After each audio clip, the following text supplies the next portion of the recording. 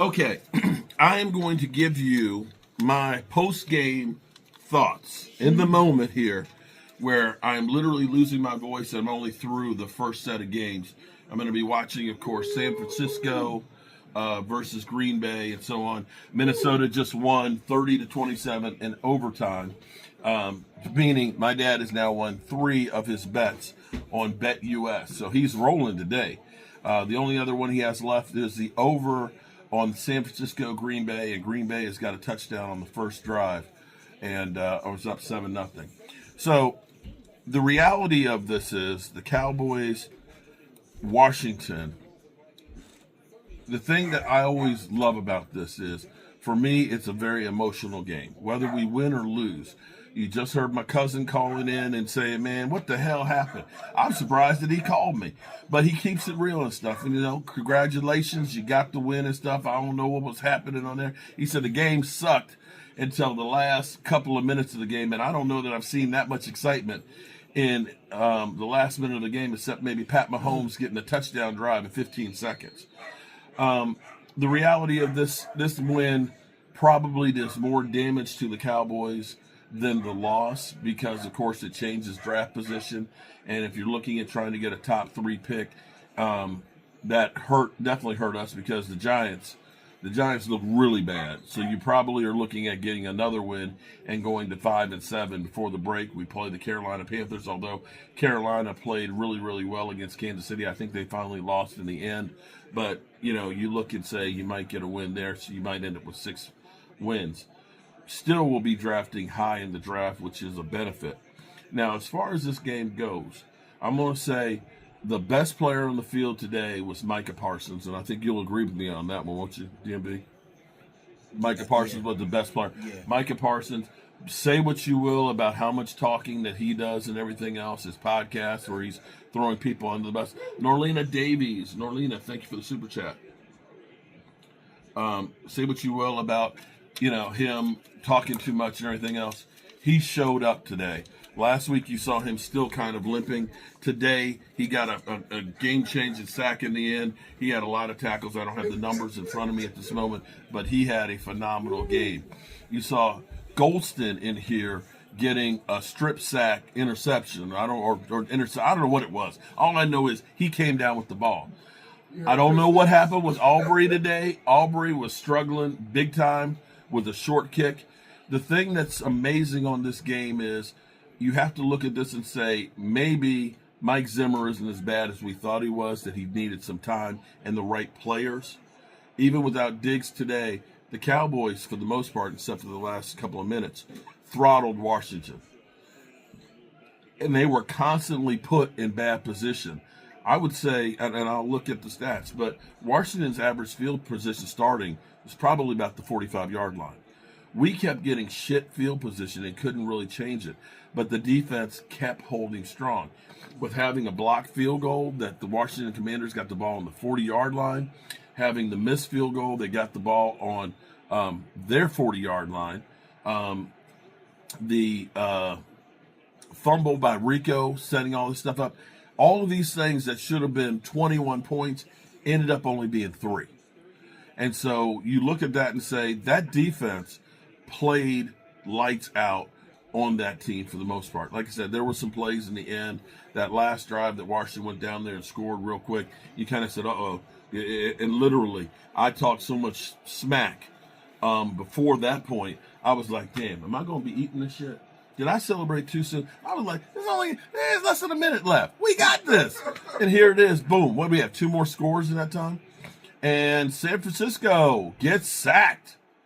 Green Bay on 3rd and 5. It looks like Green Bay's come to play. And maybe Green Bay is going to clean their clocks. Rico, and this is where DMV, shout out to DMV, Rico had a better game this week, okay? The offensive line is not good, although the offensive line played better without Zach Martin in it. Rico was averaging about 4.1 yards a carry. But like DMV was saying, he's like, don't lull that into thinking that we don't need to draft a running back. See, Rico should be the second back. He shouldn't be the lead back, I think. I mean, that's just my personal opinion. I think when we had Zeke, who was running better, and we had Tony Pollard, where we had the speed back and the power back, I think you need to get back to having that combination. But Rico had a decent game. Tyler Guyton. Oh, my God, man. Tyler Guyton. The penalty magnet, man. Dude, I think he had 5 freaking penalties.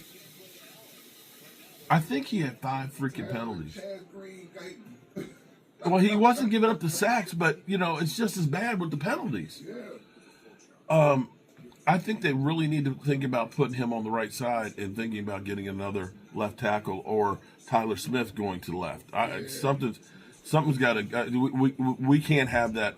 We can't have a guy getting that many penalties as your left tackle. He looks scared out there. He literally looks lost. He looks dazed and confused. Yeah. So there's that. For Dan Quinn, suck it, Dan. Suck it. Okay. The reality is Washington Nobody wants to ever see their exes do good. Oh, well, you know that. You know that. Ever wants to. Yeah. You know what the exes always do when they know that you're coming around? Your ex-girlfriend. No. She spends extra time getting ready. Right. She gets the pow dress on, okay, and she makes sure they're up just a little bit higher for you. Make sure that she's got that the right gear on that's just got to accentuate the curves.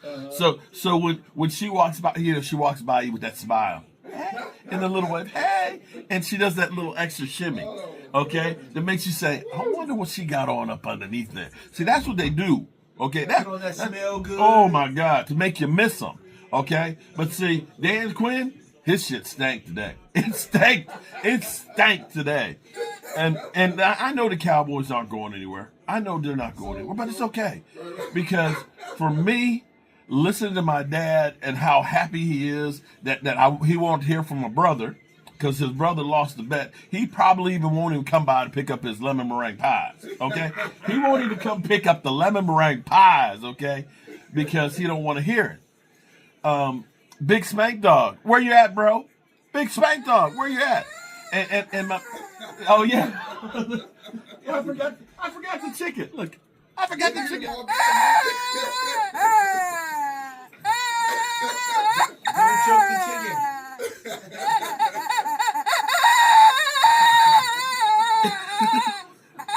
You gotta get a Jada Daniels there.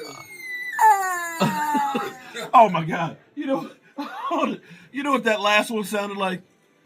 Okay, for those of you that are my age, you know when your mama hits you so hard that it literally knocks the wind out, and you can't cry.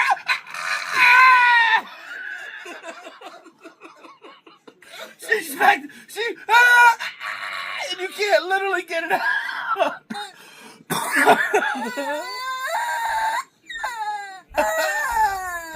Oh God! Oh, you've been hit like that, haven't you?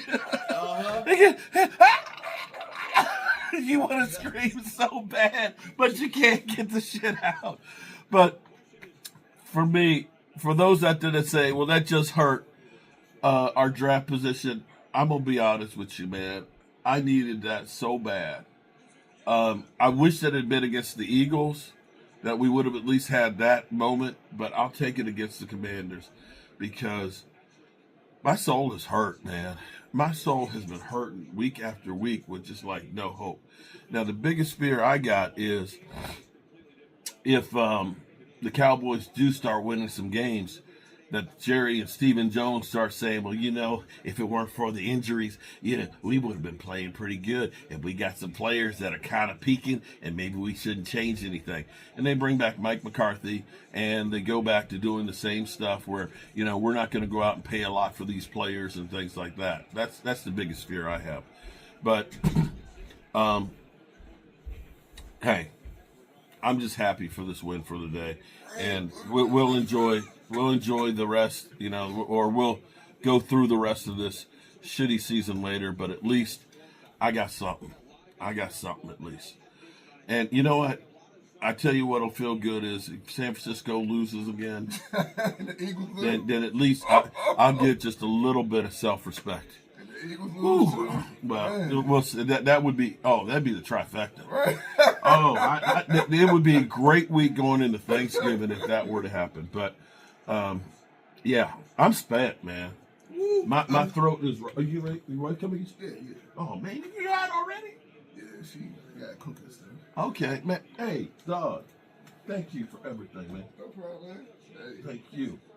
This is my people, man. This.